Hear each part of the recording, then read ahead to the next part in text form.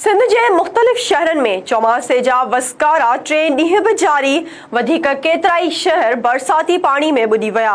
कराची, हैदराबाद, ॼामशोरो ऐं ॿियनि शहरनि में किथे हल्की त किथे तेज़ बरसात। हैदराबाद में 3 ॾींहं बि वसकारनि खां पोइ वधीक केतिराई इलाइक़ा ॿुॾी विया। हैदराबाद जी थधी सड़क, आटोबान रोड, फतेह चौक, स्टेशन रोड, मकीशा रोड ऐं गिदू चौक समेत ॿियनि इलाइक़नि मां पाणी नेकाल न थियो। मेयर ऐं इंतज़ामिया पारां शहर मां पाणी नेकाल करण वारनि कोशिशुनि ते हिसको पाणी फेरे छॾियो। राति खां सेफ्टी ॼाणाए शहर जा 50 खां वधीक फीडर बंदि करण सबबि पाणी नेकाल करण वारो अमल सख़्त मुतासिर। दादू शहर जे मुख्य बाज़ार समेत मुख़्तलिफ़ इलाइक़ा ठंडू बणिजी विया। कोटड़ी में सॼी राति वसकारनि खां पोइ शहर में पाणी बीहजी वियो।